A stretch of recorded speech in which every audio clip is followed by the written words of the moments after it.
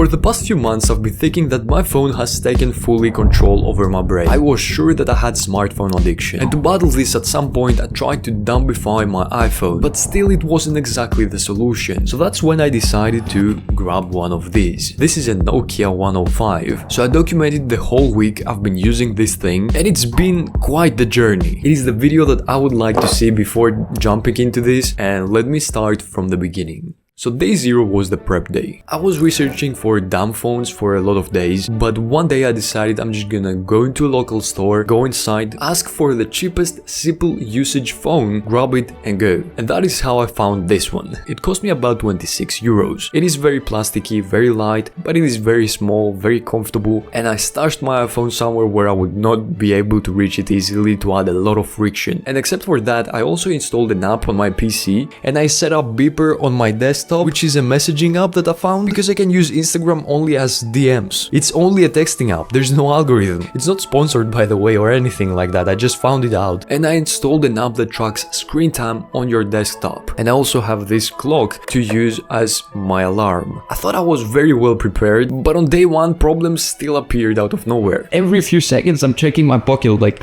hey, is my phone here? Is my phone here? And the next thing that kinda bothered me is that I had a weird feeling of being ashamed or doing something weird. The one thing that I'm noticing is that I feel very weird. I feel like I am weird because nobody uses this thing. It's some kind of peer pressure. Like, I'll be completely honest, I hid that thing in a bag I have, didn't even keep it in my pocket, and I didn't even check it outside at all. And for the ringtone I put beep once. I felt that it was weird for the weird ringtones of Nokia to be heard outside in public. But the first real problem was online banking. I'm trying to sign in into Wise, it's my online banking, and apparently I have to press yes it's me on my other device. But thankfully for that solution I actually had an iPad. I just remembered I have an iPad. I installed Wise there and use it to approve this so I don't have to use my iPad because it would be cheating. But imagine if I wasn't working at home and then I was asked my TIN number on work related stuff on my email. Like, this must be a joke, now they're asking me for a TIN number, and guess where my TIN number is? It is day 1, I thought I was prepared. And then I would go to the gym, but to get into the gym you have to scan a QR code. So what am I supposed to do? I told them that I forgot my phone and they were like, okay, go on, but still I cannot do that every day. So day 1 left me feeling like this challenge would be pretty much impossible. I had lost hope, but the main reason that I actually continued was that I had to prove to myself that my brain is not addicted to this thing. So this way came day 2. I started noticing that I was kind of forgetting about my smartphone and that need of constantly checking my notifications, and I really noticed how many times I would think, hey, I want to search something on ChatGPT or Google something. Like, I'll be outside walking and out of nowhere I would think like, hey, I want to ask ChatGPT something, like something completely random I'm thinking about, and they'd be like, oh, I don't have my phone actually, which honestly is a good thing, right? But then I realized that there might be an issue with navigation. So basically the solution I found to this, you can use your iPhone or your phone in general, and within Google Maps download the whole region so you can grab that phone and put it inside the car and let it live there, never have it at home, and that device would be strictly for GPS. I'm gonna tell you about on-foot navigation later because there was a challenge. On day 3 I got used to it a bit more. I started appreciating how I had a clock to wake me up, and I noticed that I would get up immediately every single day, and I really appreciated the slower mornings without checking your phone, checking your notifications, and without looking at your screen first thing in the morning. So I really enjoyed the calmness and the slowness that existed in the mornings. I would make a coffee, I would journal before turning on my PC, and then I would start slowly going into work mode. But then there was another issue that I had with my daily walks.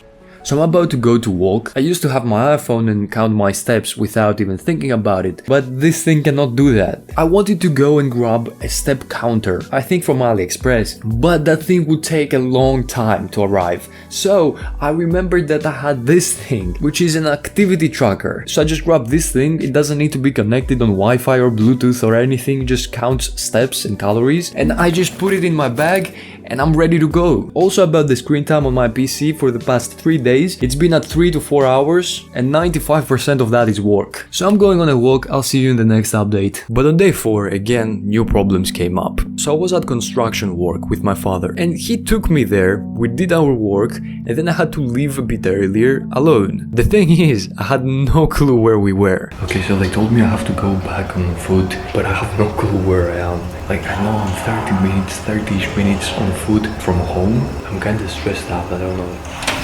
Thankfully, someone did take me like halfway through and I followed the directions they gave me and I managed to get home. Okay, now that I showered and ate, I understand that I was kinda overreacting. I could have easily asked for directions on the street from random people. I would have found my way eventually. Also, for those of you who like taking photos and you think what would you do without a smartphone, without the camera, I went and grabbed this one recently, like a week ago, and it's a digital camera. Isn't that cool? Look at this thing. So I'm going on a walk and I'm gonna be taking this with me. I'm gonna try and shoot some nice photos, which you're probably gonna see now. He says hi. Look at him. Okay, let's go.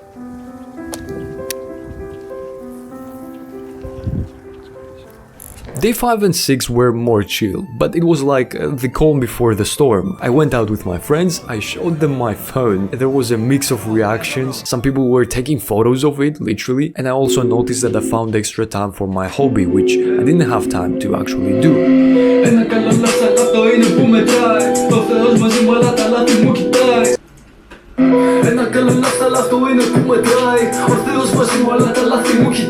And I even played some Nintendo DS on my free time, which was very nostalgic. I played some Yu-Gi-Oh, but then I bought an NDS card and I was able to play some Pokemon as well. But even during these days I found another issue, which was boredom. At some point I didn't even know what to do, so I ended up staring into the void. And no, I didn't read the newspaper. But then came the 7th day and the 8th day. So I was at work at construction again, and we were renovating an abandoned home. And there were some old stuff, some junk basically, that were about to be thrown away. And there I found an old digital cam. And it is in great condition, but the battery doesn't work. So tomorrow, which is the 8th day, I'm gonna go to a specific store that has this type of batteries, but it is in Athens, which is kind of a journey. It's like 20 minutes by train and then you walk a bit. So my strategy is very simple. I look up how I can go there on my PC, I memorize the way, and I just simply go. I'm gonna do it for the challenge and hopefully I'm not gonna get lost. The thing was that this was in the worst region of Athens. So let me show you what happened because I didn't have my camera with me. The first thing is that I went to buy a ticket at those machine thingies we have, and for some reason it wouldn't accept my card as a payment method, but thankfully I got my wallet with me so I could pay in cash. Then it was about 30 minutes of train ride without a phone, so I was just looking out the window and I noticed how many people are actually scrolling. And when I arrived I got a bit lost because I didn't exactly know where and how to get out of the train station. I just followed the crowd and looked at the signs.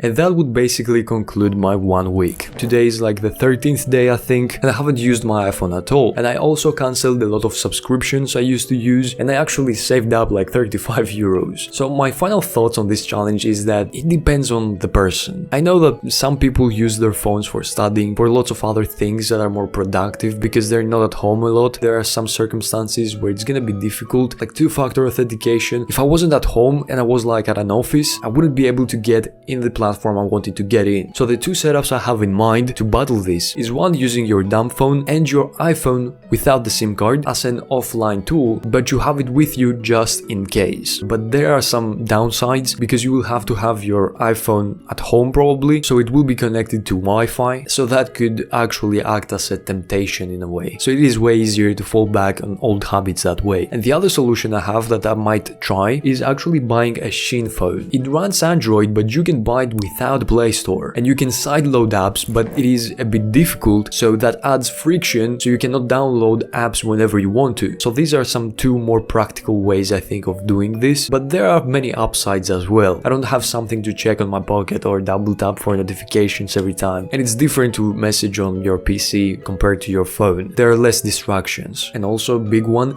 I don't use my phone anymore when I'm bored, so that means that I have to find other ways to fill in my empty hours, my free time. time. I didn't actually manage to pick up a habit of reading books, but I think this will come naturally. And finally, I use this phone mainly as a tool, and my camera just died. I truly hope that you enjoyed this video and you got something out of it. Maybe I did convince you to try this, because it really helped me. Even if you use it for a week, you can see the difference. So yeah, that's pretty much it. Thank you so much for watching, and hopefully I will see you next time. Bye bye.